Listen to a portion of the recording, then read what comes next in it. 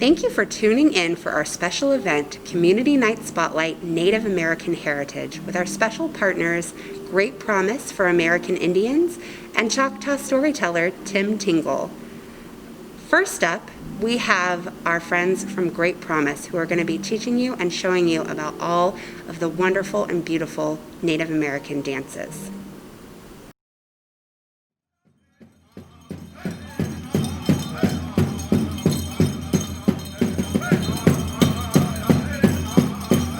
Songs and dancing are extremely special to Native American people, and the ones represented here are going to give you a good idea of what to expect if you ever go to a Native American powwow. A powwow is a social gathering where Native American people from many different tribes share dances, songs, socialize, and honor cultural traditions. These dances are some of the particular styles that you would see at any powwow across the country. The songs and dances have their origins in ancient ceremony and tradition, but still survive as modern expressions of Native American culture. Today, these dances are social in nature and may be enjoyed by diverse audiences and spectators. The dance contests are especially exciting as dancers show their skill and compete for prize money. However, the deeply meaningful origins remain an important part of the dancer's artistic expression. Dancing is like a self-expression, When we pray, we dance. So the more you do it, the better it makes you feel. Let's take a look at one of the most fun dances you'll see at a powwow. It's called the chicken dance. This very old and sacred dance originated with the Blackfeet and Cree of the Northern Plains. The dancer imitates the mating dance of the prairie chicken grouse. Dance steps and movement of the dancer's head and arms imitate the prairie chicken rooster as it fluffs up its feathers and struts about.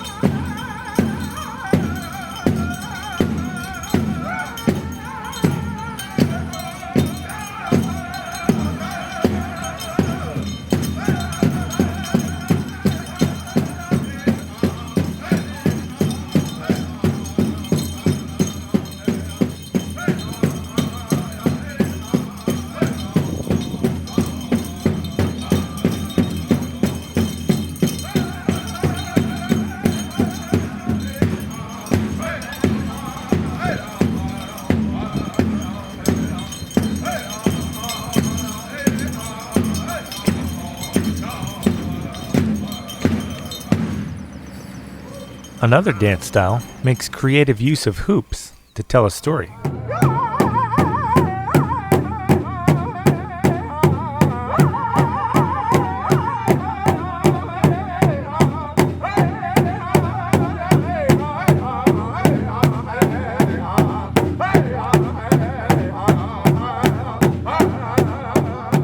My name is Maddie Little Creek. I'm a hoop dancer from the Alabama Coshada tribe, and I'm also from the Kiowa tribe, Crow, Ojibwe, and Oneida tribes. I get the Alabama Coshada tribe from my mom and the rest from my dad. One day, we were at our gym at our tribe, and I saw this sign that said hoop dance classes, and then after that, I did hoop dance classes with my cousins, and so that's how I became a hoop dancer. Hoop dancing is you tell a story through your hoops. Like you can make like different things, like an eagle. You can like make a world. I make a bumblebee, a baby eagle, a butterfly, a cowboy on a horse. Well, these decorations, I match my hoops and stuff, but like the black, white, red is like our tribe's colors, and we added pink too because that's one of my favorite colors. So we wanted it to match my dress. I enjoy it. It like keeps me busy. When Mom says we're gonna go to a powwow, I get excited and stuff because I like to see the different dancers and their dresses and how they dance and stuff. And so that way I can learn from them too. These were made from my mom. These are called hair ties, and this is a choker. This is like a flower. My mom did it because I like flowers and stuff. And like my mom said, they're supposed to all match, and I have more. And then I have leggings that match my stuff. Other people besides natives can learn from us, and they get more involved with stuff. And I think it's important for us because one day we could lose our traditions, and there could be this one person that brings them back, and we can celebrate them on that day. And this is what Heritage Day is all about. Remembering those traditions, including some of the most iconic Native American dancing.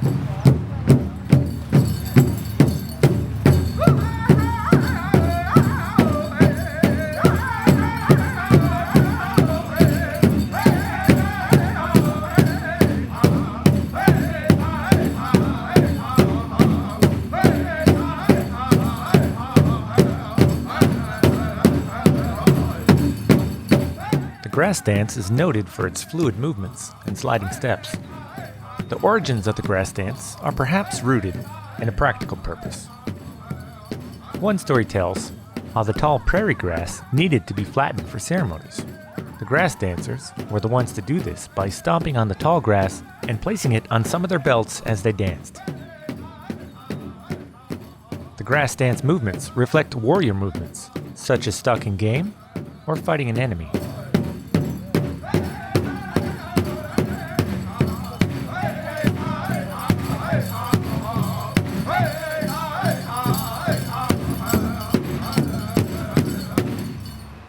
Now, if you really want to get fancy, we have just a thing, and it's called the Men's Fancy Dance.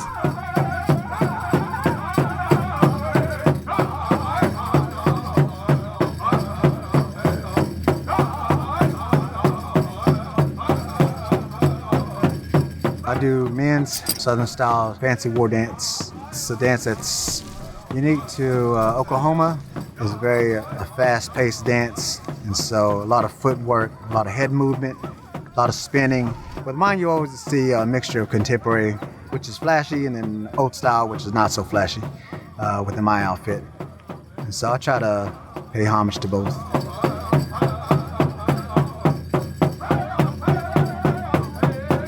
Each of the outfits I try to design in a way to reflect the history of the men's fancy dance, the evolution of the men's fancy dance. So this design reflects more of my heritage of the Choctaw tribe with many different Choctaw designs. You see on here there's a lot of diamonds. The diamonds are a symbol, reflect the diamondback rattlesnake. A lot of our people are agriculturalists, and so that played a big role in how we farmed and things like that. So the diamond always represented Choctaw people. The spiral designs or the sun designs that you see within the outfit reflects that as well. I have some dance sticks. Warriors, they carry, a staff, spear. So that's what these represent. And so we dance with these, able to twirl them around, use them as we dance as well. These are called arm bustles. So a lot of the things that we wear are representations of what a warrior is. So these represents the shield of a warrior. Every part of the body has some kind of movement. What I'm wearing on top, dancers usually wear porcupine hair, or the Southern fancy dance, there's a certain period where they begin to wear the feather roach. So that reflects the old style that I want to represent. The furs representing those wild horses. So we emulate that as we dance. As men's fancy styles got more elaborate, the women's dance styles started to get fancy as well.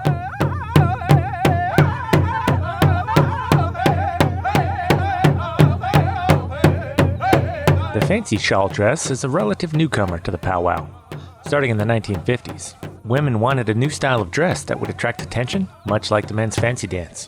Each dancer wears a fancy shawl, decorated with colorful designs and ribbons. The intricate foot movement and dancers spinning show off the fringe on the shawl and the colors of the dancer's outfit.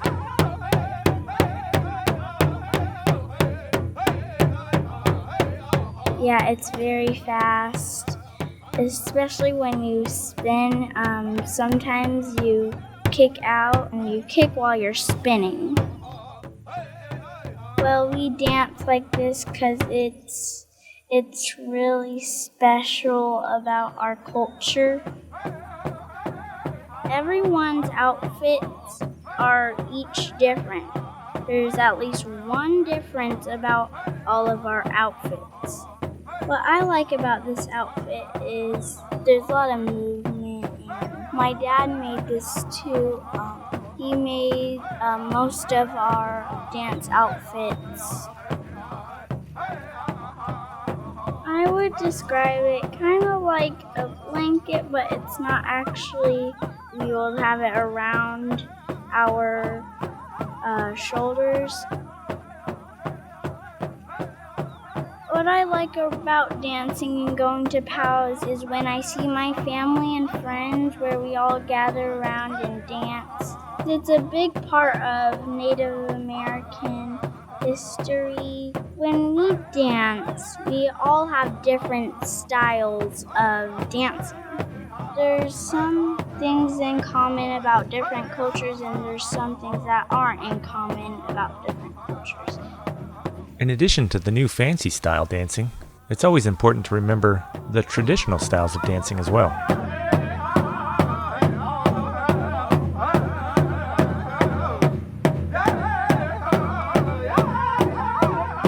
Northern women's traditional, or cloth dress, is the traditional dress, and the dance is very upwards towards like the mountains and the sky.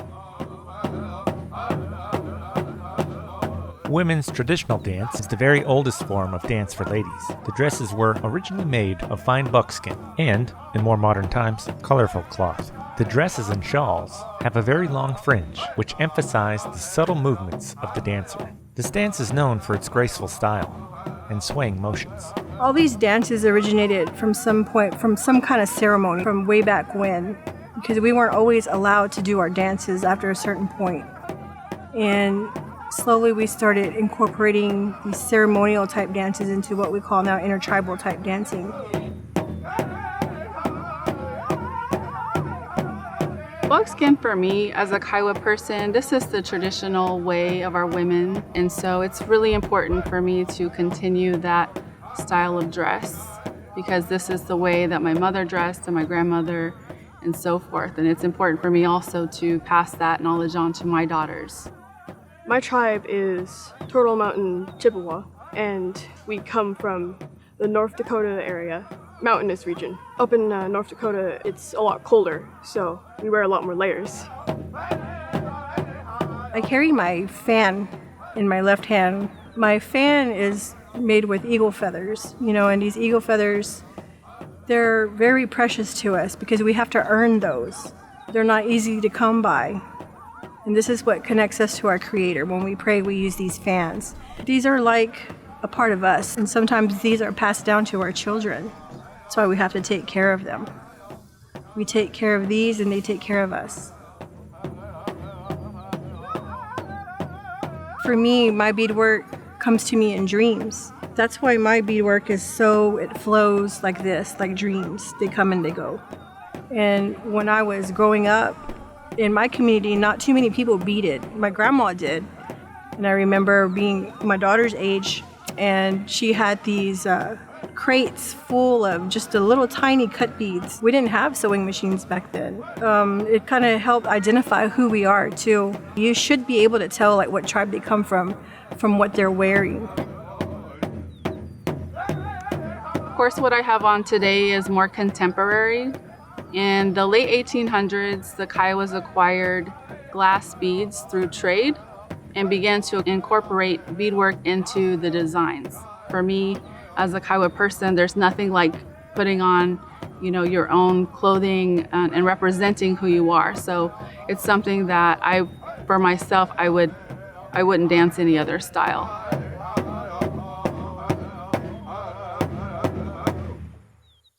Besides the drum and the singing, this next sound might be the most iconic sound at a powwow.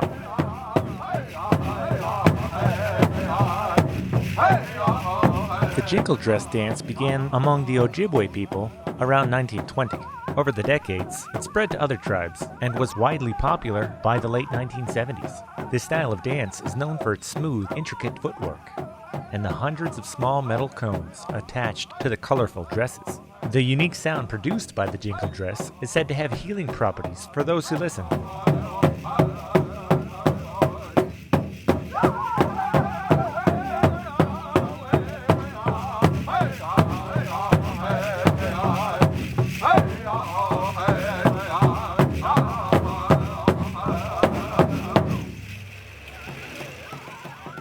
So now, if you ever go to a powwow, you should be able to recognize some of these iconic dances and appreciate a bit of the culture behind these songs and dances. As you travel, you meet people and they become your sisters. You learn from one another and then you share these ways. You teach them and you hope they carry these dances on. I feel as though I'm supposed to teach others through dance and art and communication. It is through these dances and songs that history, stories, traditions, and culture are passed from generation to generation and never forgotten.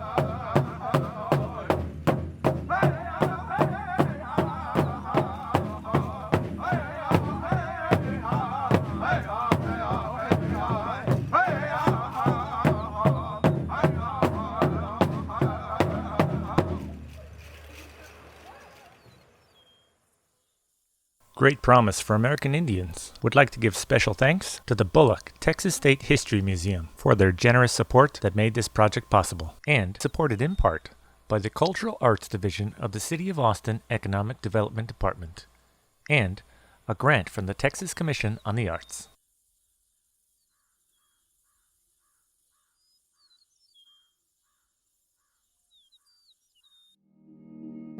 Join us as we learn how to make dream catchers.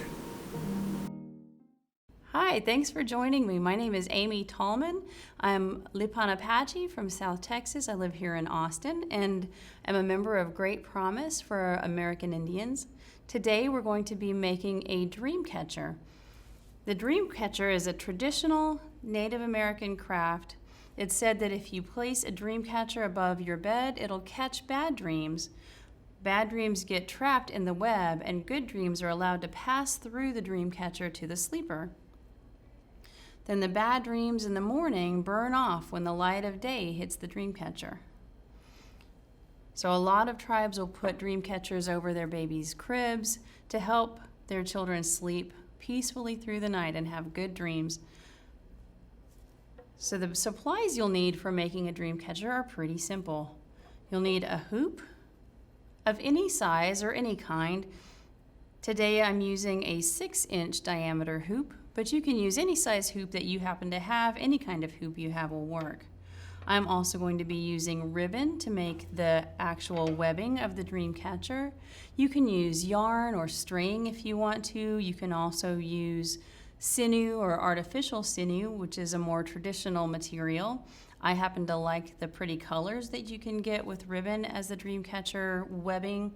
So I'm going to use blue ribbon today and purple ribbon. So the thing you'll need 1/8-inch ribbon, and you'll notice I've got 2 different lengths of ribbon. So I've got one smaller length that's going to be used to braid the loop that's used to hang it, so we'll use that at the end. I'm just going to set that blue piece aside right now. And you see I've cut this to be about 2 feet long total, and when it's folded in half, there's about 1 foot on each side. And that'll give me plenty of ribbon to make the braided loop. The other ribbon I've got cut is a purple ribbon, and I've cut about 2.5 yards of purple ribbon to make the webbing of our dream catcher. This is probably a little more than we need for this size of hoop, but it's better to have a little extra and cut off whatever's left than to not have enough. You can also add beads in your dream catcher. A lot of times people will add beads, decorative beads, into the webbing. I'm not doing that today. We're just going to do a simple design with just the ribbon and the webbing. So we're going to start by tying our long ribbon onto the hoop. And you're going to tie it leaving about 1 foot extra, and that's going to match the length of ribbon that you've cut to make the loop. So you're going to tie your ribbon onto your dream catcher with a simple knot, leaving about 1 foot. This is not exact, but it'll be good enough, about 1 foot of extra ribbon on one side, and then the rest of the ribbon that you're going to be using to make your webbing on the other. And I'm going to make a double knot so that it's nice and secure. So just 2 simple knots. And it's going to be important that this knot is good and tight and will more or less stay in place because you're going to be putting some tension on it. If your hoop has a seam in it, that seam can help hold your ribbon in place. You can also use a little bit of super glue if you want to and glue this in place so that it doesn't tend to slide as you're making your dream catcher. You don't have to if you have a hoop that has a little bit of texture to it and you're finding that your ribbon or your whatever you're using for your webbing isn't sliding, then you don't have to glue it, but you can.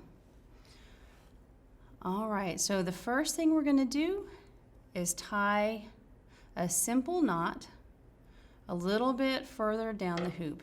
And the way I tie mine, I find to be easiest for me is to bring the ribbon around the back, bring it around the front, and then pull the ribbon through the loop that I made that way.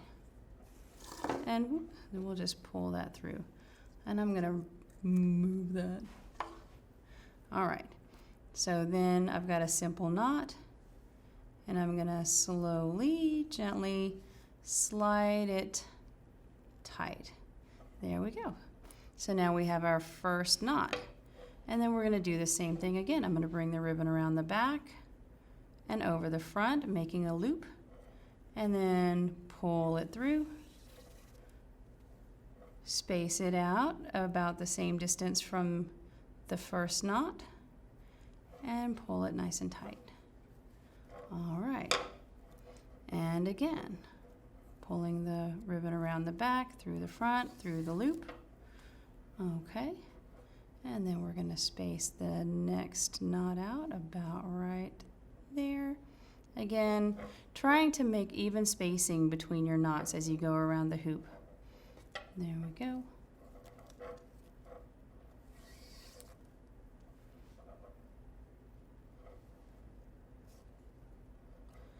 And one of the reasons we're using these looser, slightly less secured types of knots, one is that they won't come undone later, but the second reason is that as you get to the end, what you want to have is your last knot about half the distance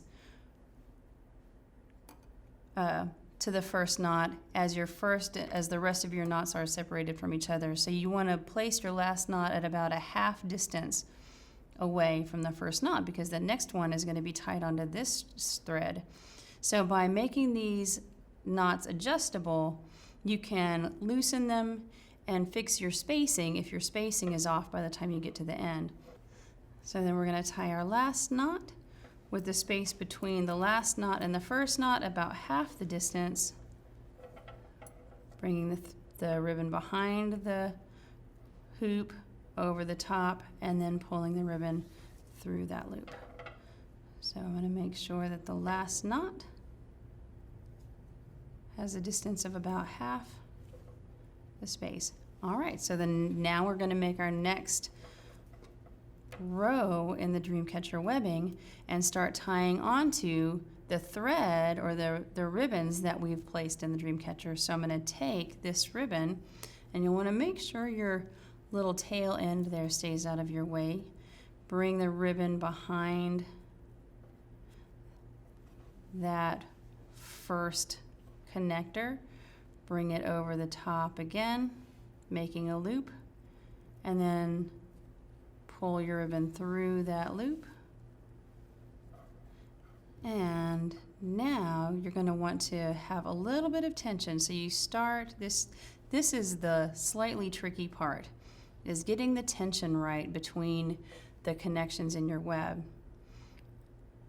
So if you find that you've pulled it too tight or that it's too loose when you start connecting it to the next one, again, these knots are adjustable, so you can loosen it up and make some adjustments until you feel like the tension that you've got is just right to make little triangles. And so we're going to do that again with the next one. We'll bring the ribbon around the back, over the top, and through the loop. And again,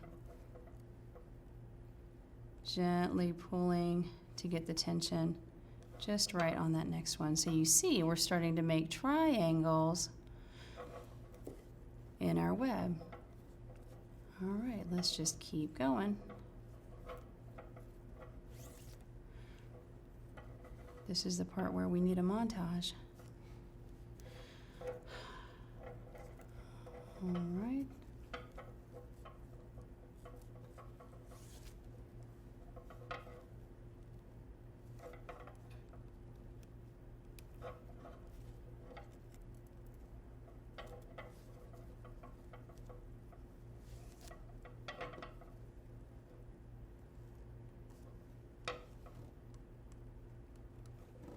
There we go. And now we're back to basically where we started. So you can see what we're going to do is just keep tying the ribbon to the center of the next strand in the web. And as we do that, the web will make spirals that get smaller and smaller as they work towards the center.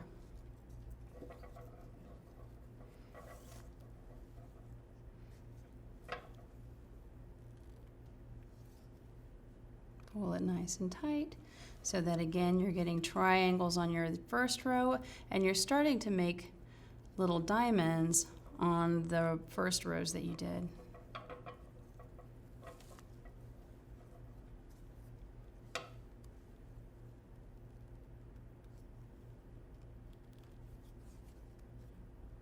There we go.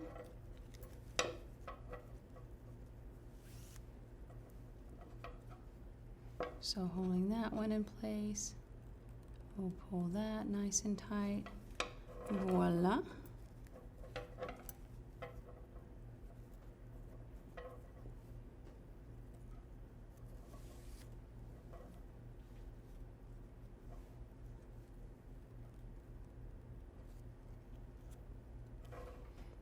Okay, and you can see the Dreamcatcher that I've made here has fewer knots around the edge. You can make the spacing between your knots closer together and have a lot more knots in your web, or farther apart like I've done here. For the purposes of this lesson, you can space your knots out a little bit wider like I've done and have a slightly wider web. There we go.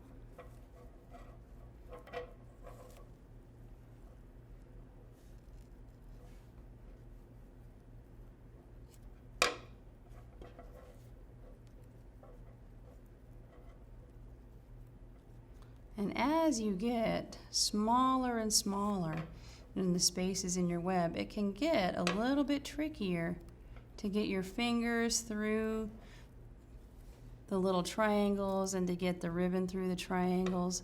So it can start to get a little bit tricky. If you reach a point where you can't really get the ribbon through the web, you can always finish your dream catcher off wherever you are. If you get to a point where you can't get your ribbon through the spaces anymore, you'll tie a knot. But I'm going to keep going because right now I can still get the ribbon through the spaces, and we'll just keep making our web a little bit tighter and see if we can get all the way to the middle.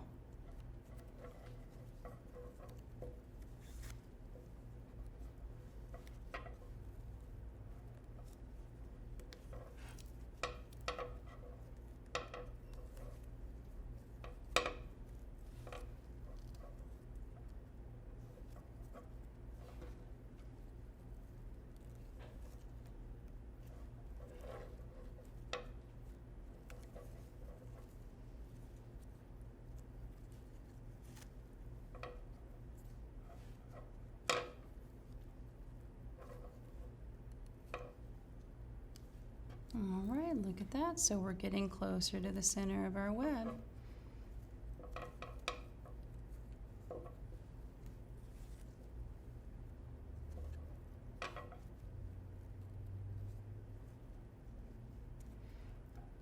And you can see our connections are getting smaller and smaller as we go around.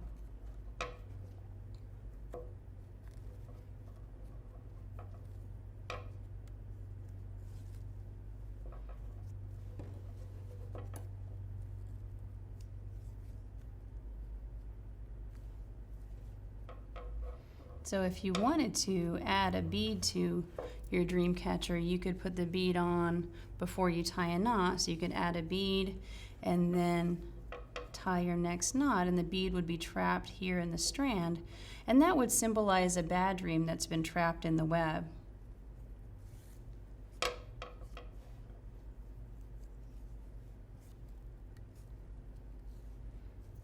All right.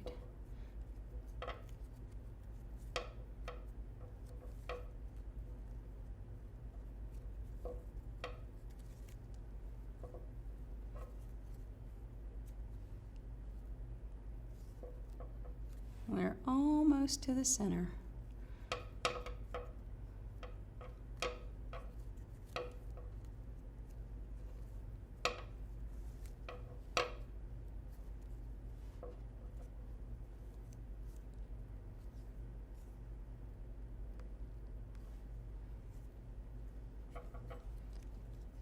And this is where it starts to get a little bit difficult to get the ribbon through those holes. You could use a crochet hook to help you get the ribbon through if that would work.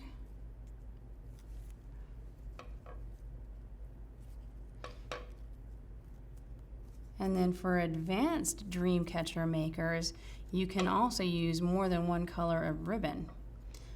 So if I wanted to make a 2-color dream catcher, I would start with one color on this side and the other color on the opposite side, and tie the knots towards each other so that they work towards each other, and then each color ties onto the ribbon of the other color. But for right now, we're just going to stick with one color. All right, so I'm going to put the ribbon behind this one, and we might call that the last knot for this dream catcher.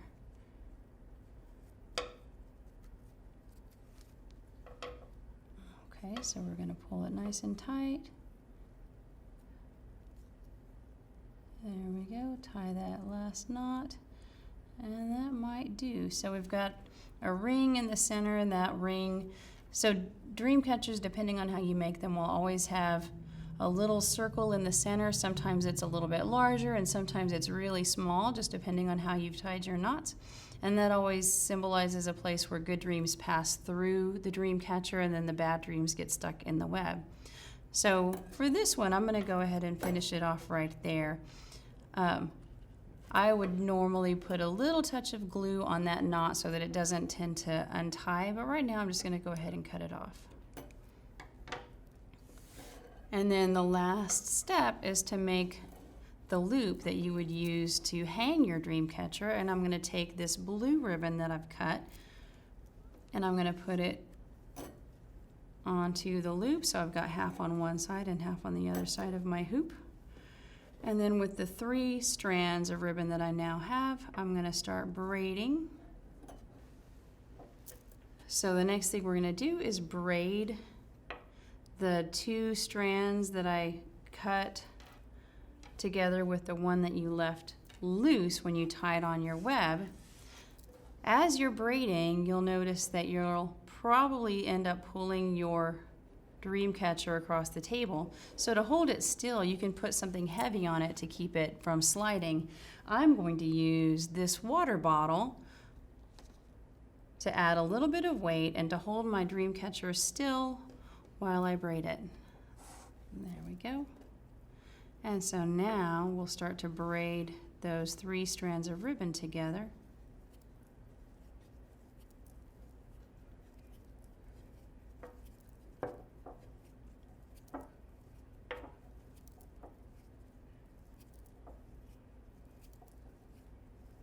There we go.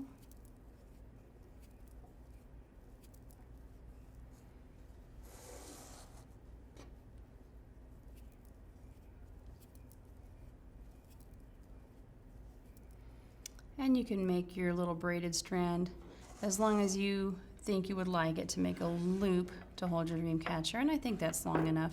So now, with your loose strands, you're going to put 2 of them on one side of the dream catcher. So I've got 2 strands that are going around the back of the dream catcher and 1 over the top, and then pulling them together, I'm going to tie a knot that'll tie the end of my braid onto the dream catcher hoop. So I'm going to make a loop around my finger, and then I'm going to pull the ribbon through that loop that I made with my finger. And then I'm going to pull that knot up against the dream catcher hoop. And there you go. So you can cut off any extra, and you can leave those as long as you want. If you like having a little bit of ribbon dangling from your dream catcher, you can leave those long, or you can cut them off. I'm going to cut everything off even with that purple ribbon. There we go. And so now they make a little bit of a decorative ribbon hanging down what will be the back of your dream catcher. You can also add feathers hanging from your dream catcher or decorative ribbon that'll hang from your dream catcher. And that forms a path that your good dreams are guided down as they work their way through the web and down to your dreamer to bring good dreams in their sleep. So you can tie a piece of ribbon to the bottom of your dream catcher and use that to tie on a feather. Usually people use an eagle feather, but those are not available. So you can use any kind of feather that you would like to use to decorate your dream catcher to represent dreams being guided down to you while you sleep. So only good dreams come to you, and then the bad dreams get stuck in the web. Thank you so much for joining me. I hope you enjoyed making a dream catcher with me, and I hope you enjoy trying out different colors and techniques for making dream catchers of your own. Sit back and enjoy Choctaw storyteller Tim Tingle as he regales us with some traditional Native American stories. Halito, or hello, as we say in the Choctaw language. I'm a member of the Choctaw Nation of Oklahoma, which is a nation of American Indian people. We're Choctaws, and there are, many Indian nations in the United States. I'm a citizen of 2 nations. I'm an American citizen, and I'm a citizen of the Choctaw Nation of Oklahoma. And I've chosen some of the clothing to show you. This is a Choctaw hat, and we have dozens of kind of hats, but this one has Choctaw Nation on it. And this shirt was actually made for me over 30 years ago by an older Choctaw woman who lived deep in the woods in Mississippi. Some Choctaws live in Mississippi. Many in Oklahoma, and we're scattered all over the globe. And this beadwork that has our Choctaw tribal seal on it was made for me by a Choctaw Indian about 10 years ago who lives in Oklahoma. And if it's okay to lift this shirt, I want to show you a t-shirt that the Choctaw tribe gave to so many participants at our annual festival a few years ago. There, that's our it's just one of dozens and dozens of t-shirts. So if I were to ask you, young students and teachers as well, what do Indians wear? Well, the truth is, Indians wear whatever's hanging in their closet and clean and appropriate for the day. Indians dress like everybody else. I wore this because I'm performing today, and I thought I wear some traditional Choctaw clothes. But if I'm going out shopping at the grocery store, I put on my blue jeans and a button-down shirt, and And how do Indians get from one place to another? We don't ride horses. We don't paddle in canoe. No, we drive just like everybody else. Indians are modern people. Now, that's a very important phrase, and I want every one of you to say it with me. Here we go. Are you ready? Indians are modern people. Now, remember that. Indians are modern people. And one thing we love to do is share stories. And sometimes we share stories about turtles. Luxie, that's the Choctaw word for turtle, luxie. And there's a turtle shell.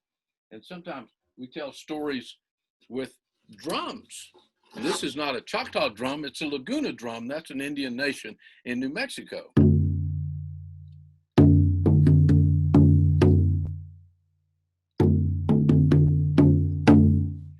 And sometimes, Choctaws, we would sing songs with our chant sticks. Way ho hana hey ya, hey lo hey ya, hey hey ya. Way ho hana hey ya, hey lo hey ya, hey hey ya. Way ho hey ya. And we often communicated lessons with stories. And this is a story, the most popular Choctaw story ever told.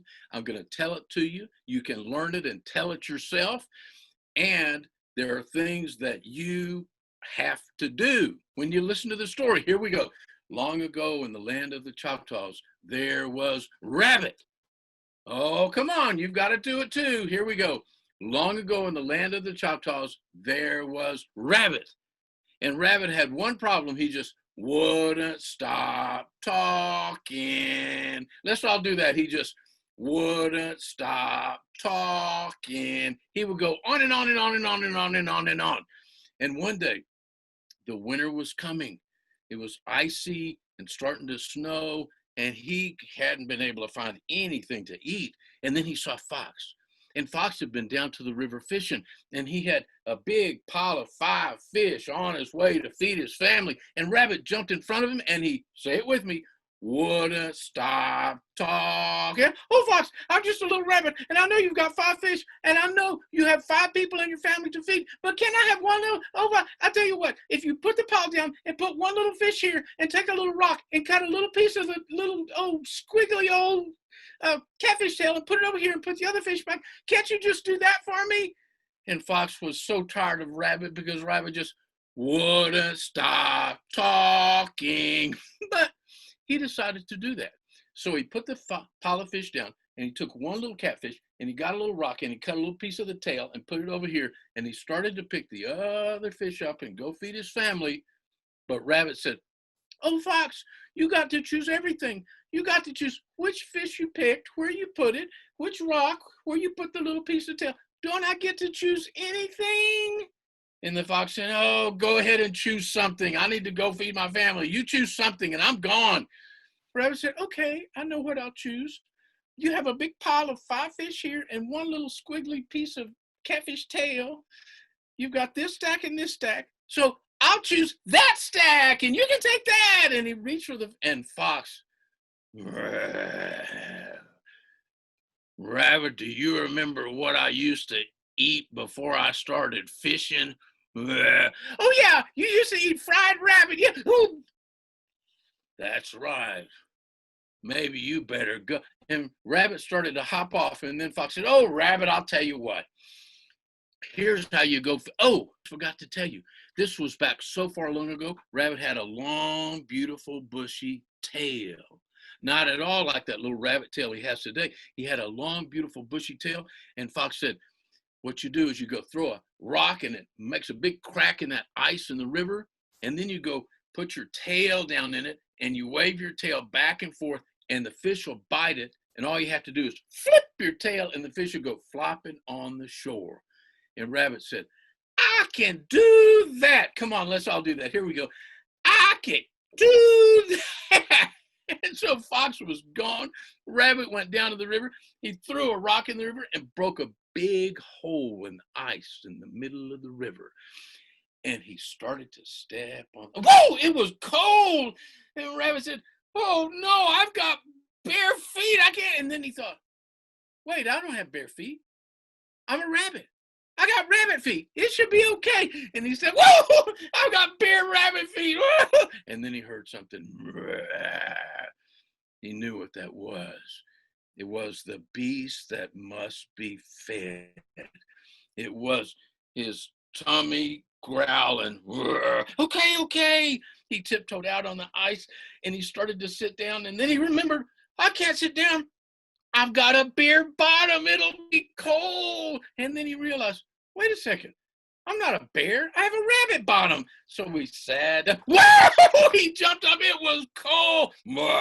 Okay, okay. He sat down and he pulled his tail and he stuck it down in the river and he tried waving it back and forth, but the fish just weren't biting. And then he felt something grab a hold of his tail. He thought, I've caught a fish. I've caught a fish. And he flicked his tail, but there weren't any fish flopping on the shore. And he thought, I'll try it again. And he flipped harder, but there weren't any fish flopping on the shore. And then he thought, I know what I'll do. I'll count Achafa, Tukalo, Tukchina, which is 1, 2, 3 in Choctaw. He was a bilingual rabbit. So I'm going to count 1, 2, 3. But I'm going to say it in Choctaw, so you say it loud. 1, 2, 3. Here we go. Everybody, loud. 1. Start over. Achafa, Tukalo, Tukchina. And he jumped up and landed on the shore, and he started dancing around. I got my fish. I got my fish. I'll never have to work again. Where's my fish? And then he felt a cold breeze back where he'd never felt a breeze before. And he said, that's funny. My tail always... Where is my tail? And he looked out into the river, and there was his tail waving back and forth underneath the frozen river, leaving Rabbit with that little rabbit tail like he's got today. And all because he wouldn't stop talking. So if there's some of those of you out there who won't stop talking, you better be careful. You're going to lose your tail. And if anybody ever tells me, excuse me, Mr. Tingle, but we don't have any tails, that makes sense. They've already lost their tails because they, say it with me, won't stop talking. Yakoki, thank you. You're a wonderful audience. Next up, learn how to make corn husk dolls with our friends from Great Promise. Sego Guego, Morgan Yonkats, Gnunkehagan, Iwakahonsoto. Hi everyone, my name is Morgan and I'm Mohawk. Today I am making a corn husk doll. So materials for a corn husk doll, you'll need corn husks, scissors, any kind of string. I'm using hemp string. Optional felt for clothing and water. The first thing you want to do is pick out 5 corn husks. 4 of them need to be relatively the same size because that'll be your body, and 1 of them can be a little bit smaller because those are your arms.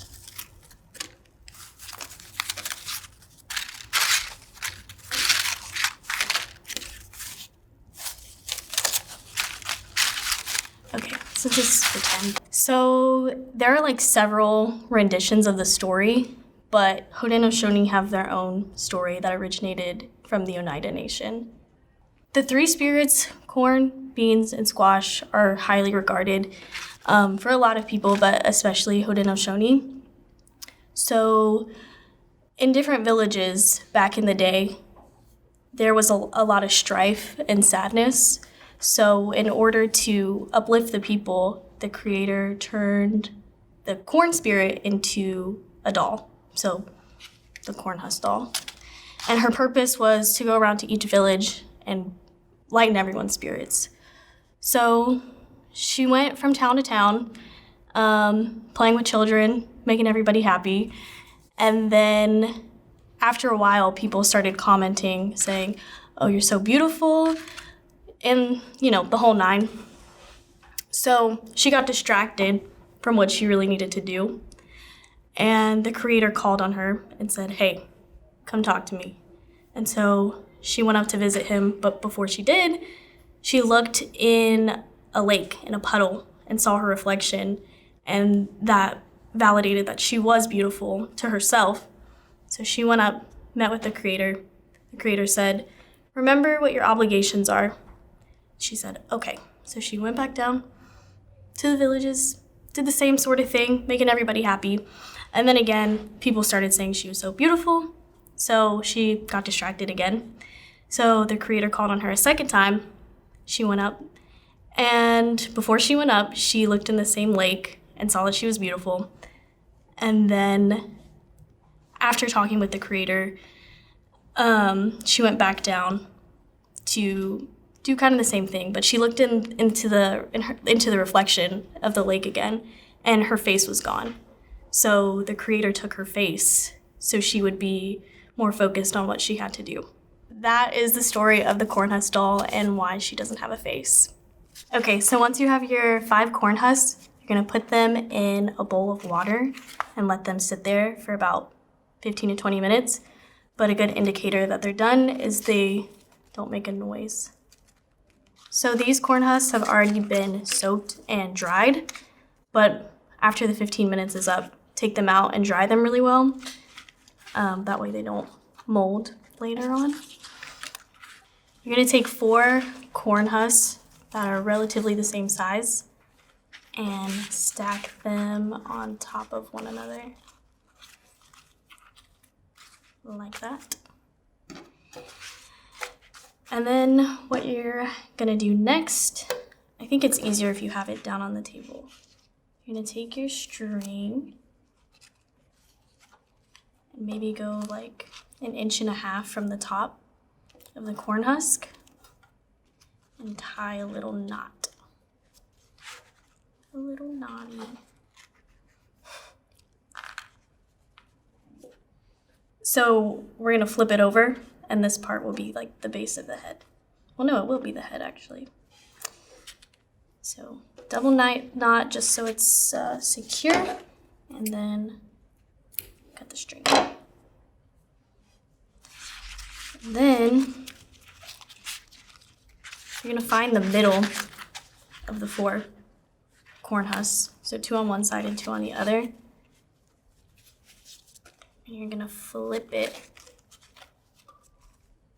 so it's like this.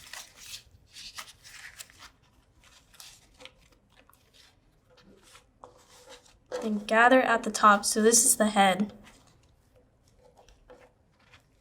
So depending on how big you want your corn husk doll's head to be, you're gonna take the string underneath it again.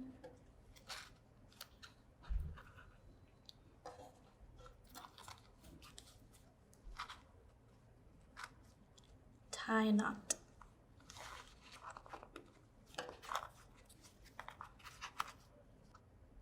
I do a couple knots just to make sure she's secure. And then cut the strings. Okay, so next is the arms. What you want to do is take your last corn husk. And so what I do, since this end is longer than this end, kind of fold it in So they're about the same length. And then you just roll.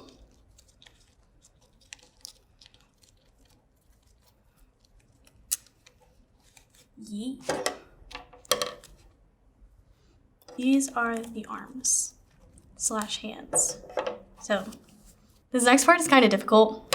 So I'll just take my scissors and put them there for the time being. So what you're gonna want to do is take the string and we're gonna tie the ends to make hands.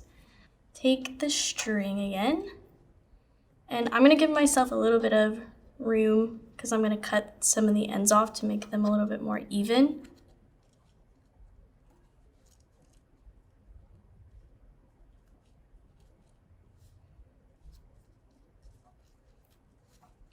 Tie a little knot.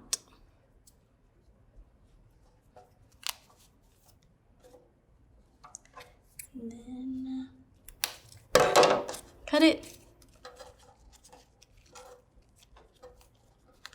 And then do the same on the other side.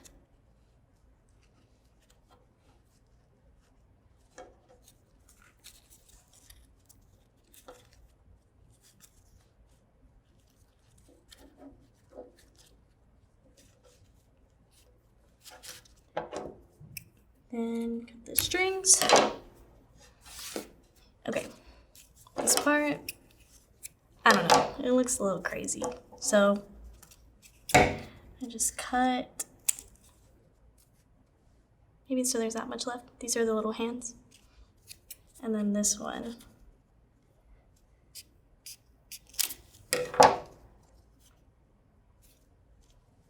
Looks like that. Okay, so the next step is to find the middle, which is 2 corn husks on either side. You're gonna take your arms and stick it in between the two. Split it in half. There's 2 corn husks on this side, and then 2 on this side. And you're gonna take the arms and put it in the middle.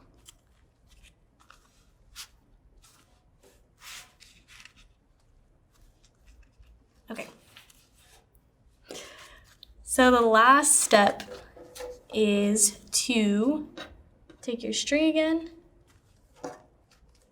and figure out where you want the waist of your doll to be. I usually put mine like right underneath the arms. Also, I'm gonna flip it over.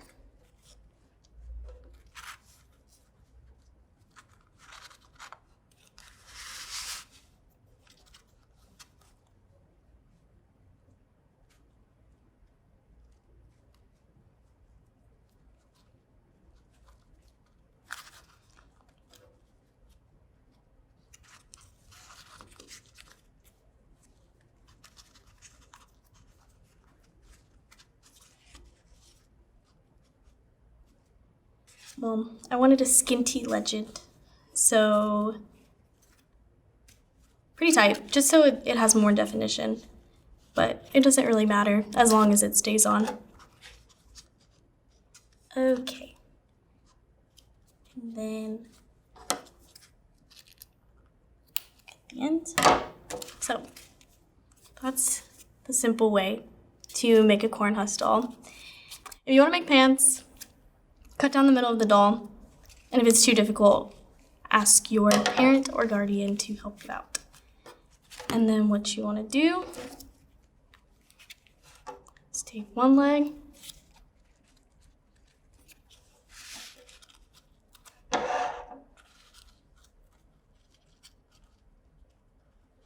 tie the string at the end,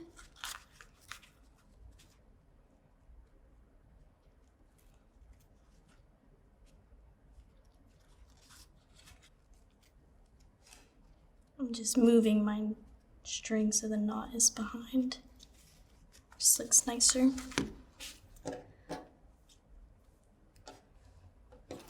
And then do the other leg.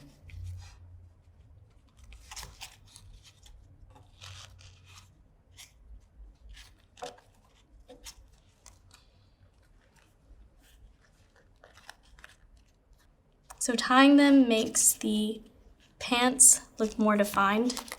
I'm just gonna move the string over so all of these little like ties are in the back.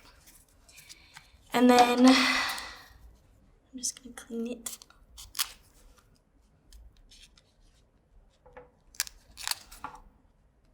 There we go. Yeah. Okay. Clothing. For this little guy, I'm gonna make a sash, but I'll also show you how to make a simple shirt. The sash. This is felt, but you can use pretty much anything, I assume. This is just easier. So, cut a little strip.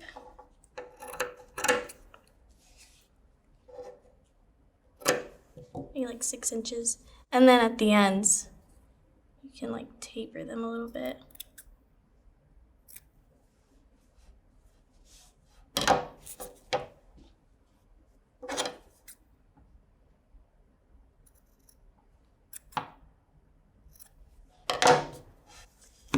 Take your little sash and then just tie it like that. There you go. A sash. It's like a little belt. So I put mine up around his waist, but also I just think it looks nicer. You can put it anywhere you want, but I think that this looks the nicest in my opinion. I chose these colors because I just like them. There's no real reason as to why, but you can choose whatever color you want. So this is a super easy way to make a shirt. So if you want to make a shirt instead of a sash, or a shirt that goes with the sash, this is how we're gonna do that, and this is what it's gonna look like. So what you wanna do is take your felt and cut a square. I don't know the dimensions. I just look at it and do whatever feels right. Here's our square. Just want to fold it in half, and wherever the middle of your square is. Okay, Nan's not watching, good. You're gonna cut the little triangle. The triangle is a hole that we're gonna open up more so the doll's head can fit through it. So it's not as circular. Okay, so this is where you're gonna stick the doll's head through to make your little shirt. So stick it on like this. And we're done. No, I'm just kidding, we're not done. All right, so it should look like this. So you might need your parents' help with this, but I believe in you, you can do it. What we're trying to do is tuck the shirt in like this. The felt inside a little bit, like that. And then bring these in, these two ends. Because what you're gonna do is take your string and wrap it around and tie it. The process again. So take these two ends, pinch them in a little bit. Take this end,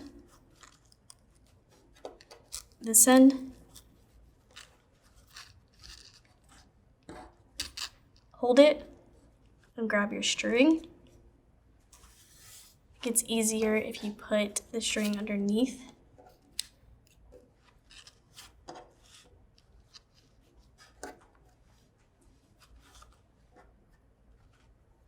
You're just gonna take it, tie a little knot.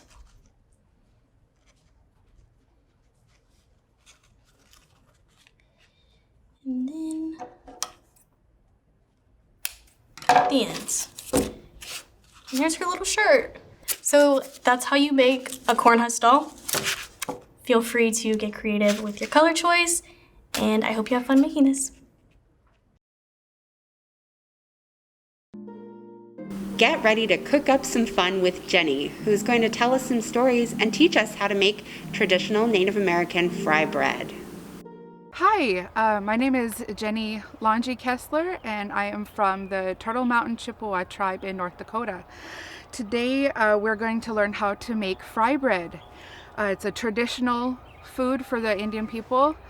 In our culture, we call it bannock, and it's a mixture from different tribes and whatnot. So anyway, the kids at everyone around me, when I learn how to teach them how to make fry bread, they call me Auntie Jenny. So we'll just go by that. So I'm Auntie Jenny. We're gonna learn how to make bannock, and we'll try to tell some stories along the way. So the first things we need are flour, and we have sugar, baking powder, salt. We use yeast in the north for our fry bread, and then we have our dried milk. So these ingredients came from the settlers that came to North America, and when we were put on reservations, they gave us these ingredients. And so fry bread is really a resilience food. It it's helped us survive when we were on the reservations. So I don't measure things. I can try to give you estimates of how much of everything we use. So my auntie taught me how to make this, and every family has their own recipe and different ways of making it that's passed down from the generations. So we're just going to make a small batch today. So we're going to do about 3 cups of flour. Roughly, I think we'll do a small batch. So we used to make this thing called at New Year's called bullets and bangs. So fry bread is just really that bread that goes with everything, right? You can use it to eat your soups and your stews. You can use it, throughout as we've progressed through the years, things have changed where they make it into buns for hamburgers. Some people put honey and sugar on it. It's just that really versatile food that was able to be transported very easily. So we have our flour. Now we're going to use a little bit of salt, just a little bit, not too much. Now I know with we got the baking powder, I don't use too much of that either. It just helps to make it rise. And of course, I'm sure we'll post the link on the recipe that I used. So we'll use a little bit of sugar. That just helps offset the balance. Just like with everything, we need to balance. And there we go, we've got that. We'll just mix that up. And then we use the milk. So we use powdered milk because that's what we were given as commodities. We'll just balance that out. And then we'll add our water. And like I said, every family has their own way to make it. Some people don't use the milk, some people do. Some people use yeast, some people don't. In the South, they don't use yeast. They just use baking powder. We have the fast stuff today. So we got this rapid yeast so we don't have to wait too long. Yeah, so yeast is little living things that help make things grow. So it's an active ingredient that helps things rise. So it eats the sugar inside, and then after you add water, it just makes it rise. And we'll see that in a little bit. So we'd have to Where we got our flour, we got all of our dry ingredients, and now we're gonna add the hot ingredients. So we have hot water, so you have to be careful not to touch that hot water. It only needs to be lukewarm. It doesn't really need to be boiling hot. So else it'll kill the yeast since it's alive. Just like we are. We're alive. See how it boils? The bubbles right there? I'm gonna add a little bit of cold water so it doesn't kill it. Add a little cold water. We're outside. We feel like connected to our ancestors right now. Whenever I make fry bread, I always feel very connected to my ancestors. So we'll need to add our oil too. I left my oil down there. There we go. We got some oil. Sometimes if we add a little oil, it helps it from sticking. So if we add a little of that, it won't stick too bad. So here we go. Have all the grandpas and grandmas yelling at me, "Oh, your dough is too sticky. Oh, your dough is too dry." But that's how we learn, right? And it's real fun to play with. You can practice making it with your Play-Doh at home, or if you have your parents or an adult with you, they can help you make it, and then you'll get to taste the delicious fry bread. So here we go. Look at it, making a big old mess. We're gonna add a little bit more flour because it's a little bit sticky. There we go.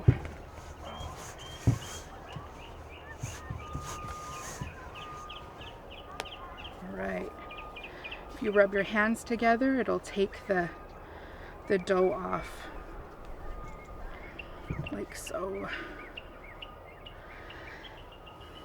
I need an assistant. There we go. That'll keep it from sticking too much. So then when we use yeast, we'll have to let it rise for a little bit. So we knead it. Like I said, whenever I make fry bread, I always think of my ancestors, and I think of the stories that they told me about our people and the things that they've been through.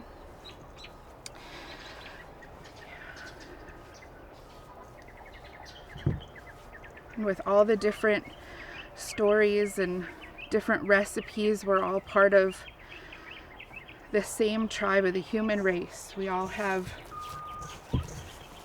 our same ingredients and we have the same core being, but sometimes we come from different ways and we have a little bit different ways of doing things. But there's no wrong way. It'll always turn out the way it's supposed to. So we're just gonna knead that. You don't want to knead it too much, else it'll get tough. That looks about right, and now we're gonna let it rise. We're gonna let that yeast do its job. So I'm gonna cover it with a towel. Use this towel right here, and I'm gonna make it wet with the hot water so it'll stay moist. We're gonna cover that and we're gonna let it rise. And I'm gonna go wash my hands and I'll be back. And we'll start the next step. So what we do now is we take a piece, you can take a little piece of your dough and test your oil to see if it's hot. And if it sizzles, that means your oil is ready. So we're going to do that. We are going to make some fry bread. So we'll take, I know in the Navajo way, they make these huge pieces of fry bread. Some people make little pieces of fry bread. I'm going to take a ball, and now sometimes I'll divide my dough into 4. So for the 4 directions, I'll do that to honor each side, right? We'll have north, south, east, and west. We'll divide those into 4. And then you'll take about a palm size of dough, and you can roll it in your hand. And now this is my own way of thinking. I had come up with this story and it just felt right. So whenever I make it, I was always taught to think of my ancestors and think of their journey and have gratitude for everything that they've been through. And so whenever I make it, I always think of them. And I kind of just say a prayer for our future and for our children and for the nourishment of our bodies when I make this, since it was such a resilient food. And so as I hold it in my hands, I let that energy go to my bread, and then I pull it. And as I work through it, there'll be a thin spot, and that helps the oil so it doesn't bubble up too bad. Well, when that hole breaks, I feel like that's my prayer going up to the heavens, going up to our grandfather, so that it goes. So then we'll watch it boil and fry up. It'll start to float when it's ready.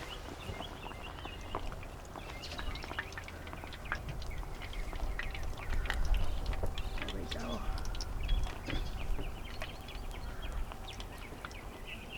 And so it'll look like that. It'll be nice golden color when it's ready. Yeah. So we'll let it fry. Of course, you need a parent to help with this part, because that's really hot oil. I don't ever let my kids help with this part. I tell them, I'll do the oil part, but you can make the dough. You can make the bread. So when it floats like that, you know the inside is getting done. And you can kind of see the brown, the golden area coming around. All right, so we'll take our little piece out. Some people leave that in there, but I don't want it to smoke, so. Then we can taste it too and see if it tastes okay. It'll be hot to start with, but let's see if it's good. It's actually really good. Really?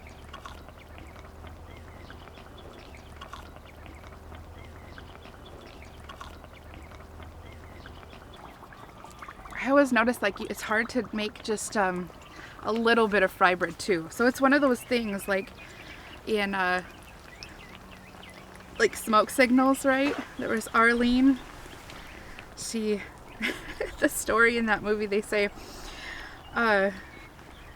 there were 100 hungry Indians, but only 50 pieces of fry bread. So she created a miracle, broken in half, said, "Calm down. I can make 50 pieces of fry bread turn into 100. She ripped it in half and fed 100 Indians with only 50 pieces of fry bread. So, yeah. We'll make a couple of big ones too. There we go. So we get this nice golden brown color.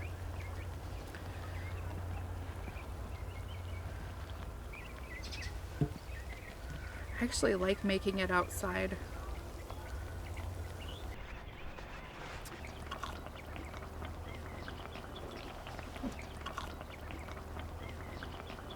All right, look, so our fry bread is done. Nice and golden. And we get to open it up. And you'll see that nice fluffiness inside. Mmm.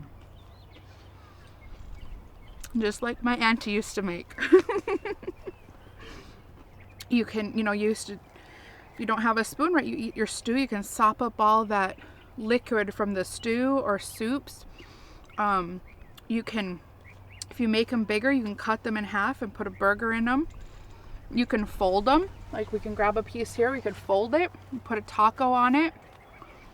And yeah, or you put honey, powdered sugar, cinnamon sugar, dessert, breakfast, throw some bacon and eggs on there. You can eat it with anything. It's just like a piece of bread. So thank you for joining us today, learning how to make delicious fry bread. I hope you do try it at home. Remember to have your parent help you. And even if you just want to practice with some Play-Doh and make the circles, have fun with it. Remember your ancestors, honor your elders, and I encourage you to be kind to everyone. Love y'all. Finally, Let's use beads to make lizard keychains.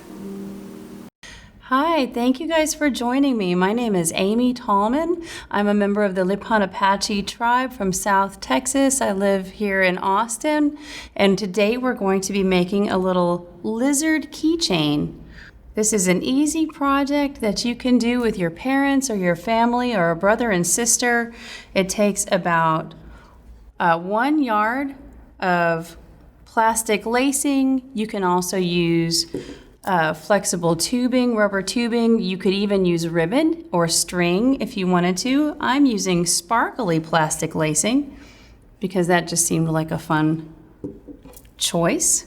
You'll also need a little keychain ring if you want to make a keychain out of your lizard. You don't have to.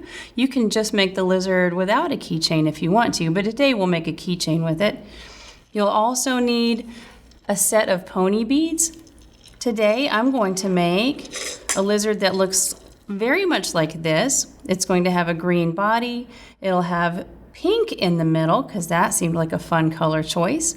It'll have little yellow feet and little purple eyes. So you'll need 27 green beads if you want to make green bodies. You'll need 1, 2, 3, 4, 5, 6, 7, 8, 9 accent color beads if you want an accent color in the middle and on the tail. You would need 12 feet beads if you want to make the feet a different color, and then 2 beads for the eyes. All right, so that's what I have here in my little container ready to get started. Okay, so the first thing you're going to do is take your plastic lacing, if that's what you're going to use, and fold it in half. Then, taking the middle of your plastic lacing, put it through your keychain so that you have a loop on one side of the keychain. Put your fingers through that loop. Boop, boop. And that way you're ready to grab the other end of the lacing and pull it right through that loop. There you go. Now your lacing is attached to your keychain with half of the lace on one side and half on the other. And you're ready to get started. Okay. So the first thing we'll do is take 1 green bead that's going to be the tip of our little lizard's nose, and you're going to string it onto one side of the lace. Then you're going to take your other lace and put it through the bead going the opposite direction. So this can be a little tricky if you need a little bit of help getting started or getting the hang of it. You can ask a parent or another trusted adult to help you with that. And then you're going to pull your lace through both sides, kind of evenly pulling the lace. There we go.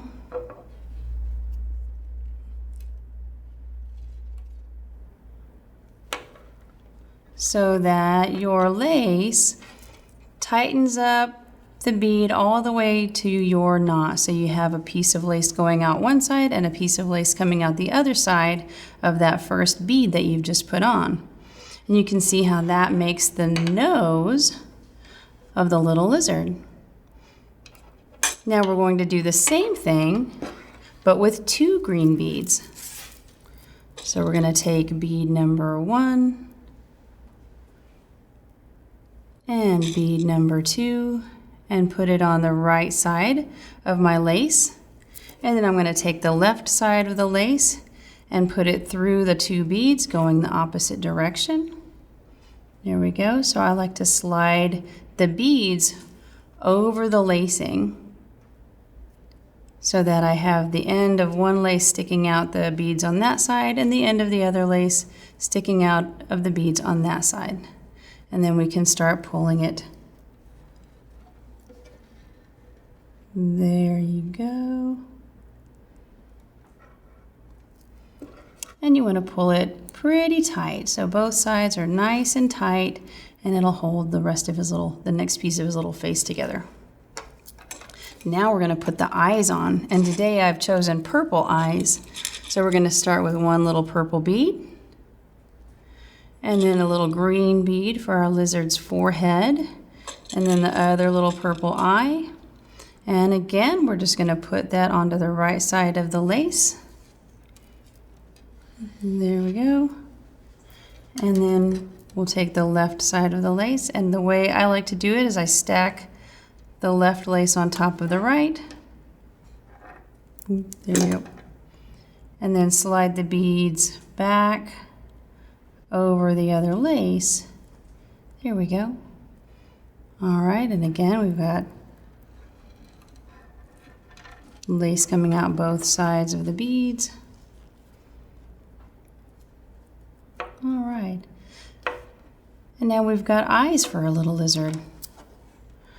This is a very easy project. You'll find it's a very simple early beading project that's easy to do with young kids so they can start to get the hang of working with beads on thread and how beads can be used to make different shapes. All right, so we're going to put the next 2 beads on to make the rest of our lizard's head. There we go.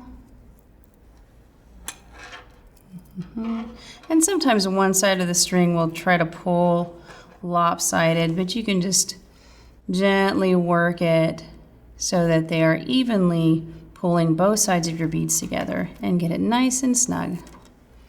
Now we're going to make legs. So I'm going to take 2 green beads to make the legs. And then 3 of these yellow beads are going to be the feet. We're going to have 3 little toes on our lizard. 1, 2, and 3. So there we go. Our little green leg and our little yellow toes. Put all of the beads onto one side of the lace, and then you're going to put that same lace back through only the 2 leg beads, the 2 green leg beads.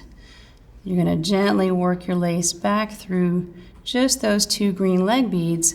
So what you'll have are the 3 toes on a loop of lace that's going through the 2 leg beads. And pull it nice and tight, and it makes 3 little toes on a leg. And then we're going to do the same thing on the left side. I'll make his left front leg with 2 little leg beads and 3 little yellow toes. 1, 2, and 3. And again, we're going to take the lace now on the left side and put it back through the 2 green beads on the left front leg. 1, 2. There we go. Again, so that way you have your 3 toes on a loop on the left side. And then pull it nice and tight. Again, so that the leg is really well connected to the body. All right. Now, your lizard has a head and 2 front legs. Now we're going to make his little belly. And we're going to add a pink bead to start putting the accent color on our lizard's belly. So we've got 1 green, 1 pink, and 1 more green bead on the right lace. And we'll weave the lace from the left side through these 3 beads going the opposite direction. There we go. So the lace on the left goes to the right, the lace on the right goes to the left. And now we're starting to make our little pink and green lizard. There we go. All right. So now we're going to take the next row. We're going to have 1 green bead, 2 pink beads,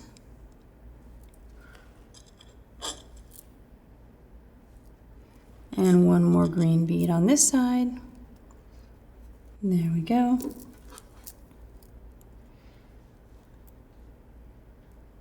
And put the lace on the left back through going the other way.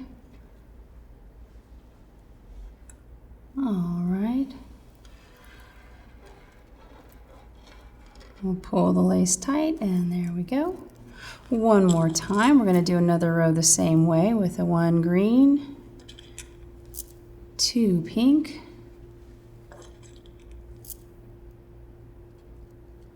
and 1 more green bead. On the right, weave in the lace on the left-hand side. There we go.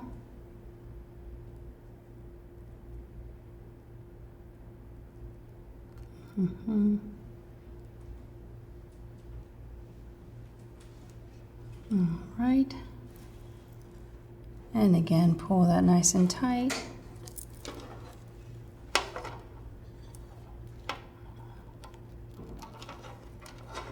And I will make the last row of the lizard's body with 1 green bead, 1 pink bead, and 1 more green. And now you can see we're almost done with the lizard's body and we're ready to make the back legs.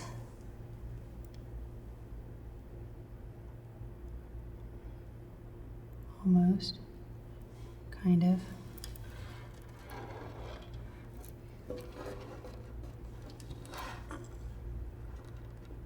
There we go.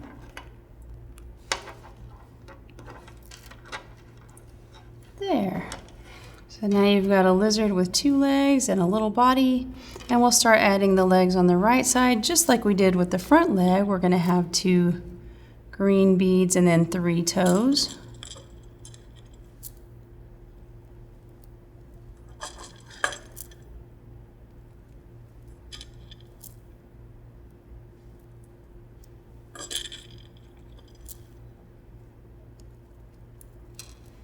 All right, and then we're going to put the right lace through the 2 beads of the back leg.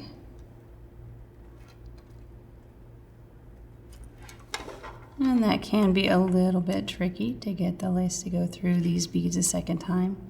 You can also use larger pony beads.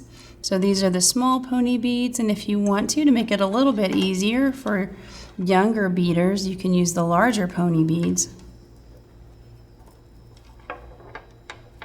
There we go, and we'll pull the lace through our 2 leg beads and straighten out our little yellow toes. And there's our back leg on the right side. And we'll do the same with the back leg on the left side. And 2 green beads. 3 little yellow toes. 1, 2,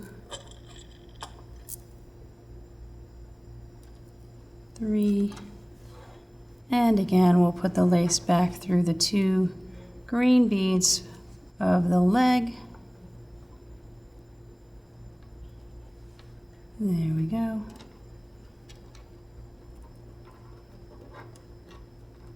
And then pull it nice and tight. When you pull it tight, that's what makes the little toes form a triangle. If the lace is too loose, so you can see that if I don't tighten up the lace, the little toes will stay straight in a straight line. And then when you pull the lace tight, it makes the toes curl, so you get the 3 little toes on the end of your lizard's leg. All right, so now we're going to make the last 2 beads of the lizard's body, and then we'll add the tail.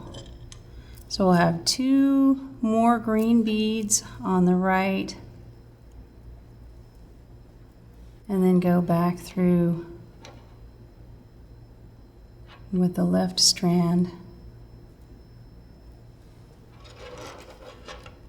And again, we'll pull it nice and tight.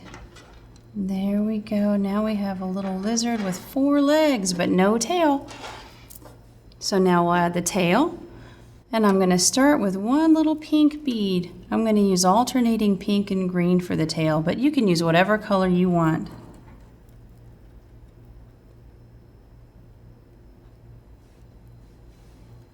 All right. So with just one bead, we're going to start our little pink and green tail. There's the pink one. We'll add one green bead, putting the strand going to the right, and then the other lace going left.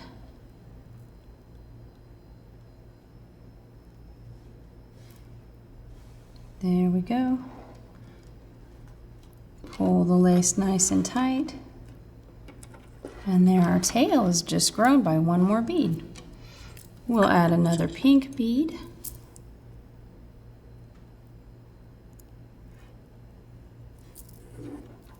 One more time, putting the strands through going opposite directions, and pull it nice and tight. There we go.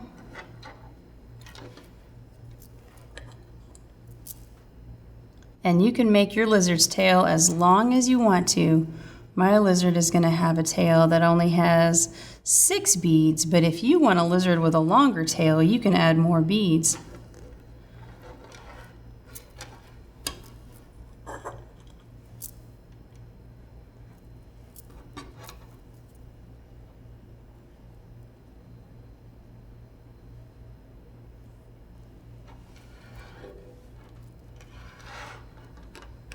There we go, and we are almost done. One more green bead.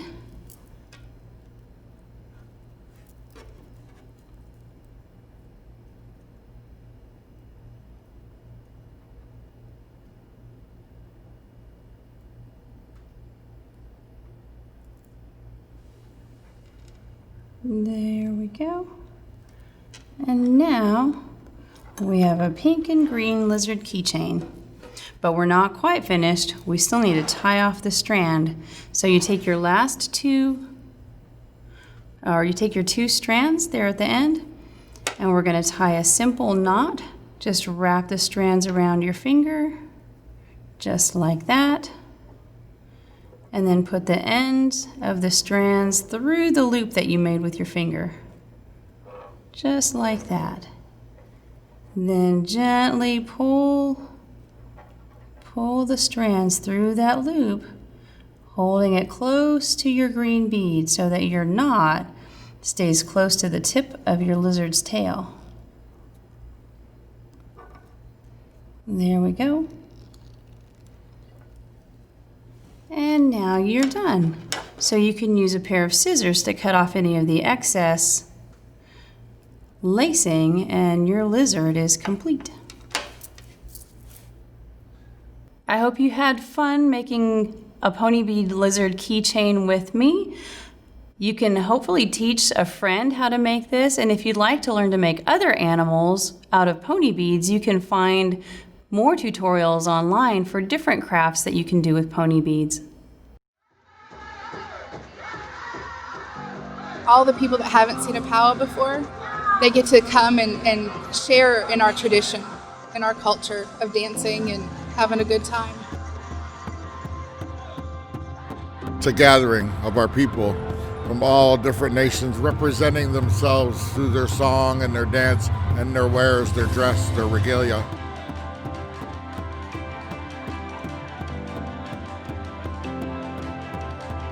If they're not dancing, they're going to have just as much fun visiting, going around, seeing all the vendors, a lot of vendors that sell their skills and their talents, and that's what they're going to see. And they're going to get a chance to interact with everybody. The food is always good.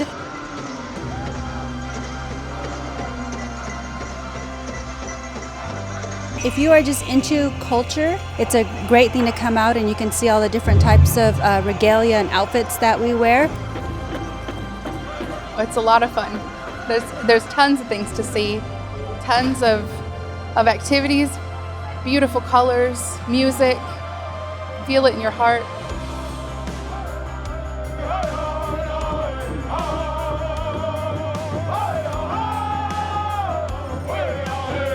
We love food, we love to laugh, we love to joke, have a good time, get together, and we're all family. We're all indigenous to this earth, and it's important for us to take care of it.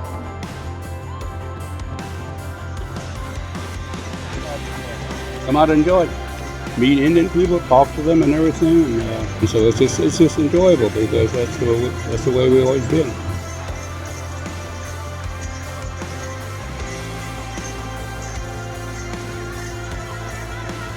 We should all be equal and treat each other equal. And that's what powwows are for, and that's why people come to powwows, because it's that way.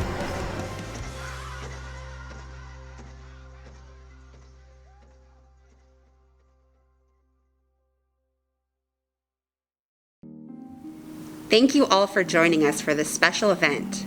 Tune in next month on November 18th for Community Night Spotlight, Disabilities Awareness. We hope to see you then.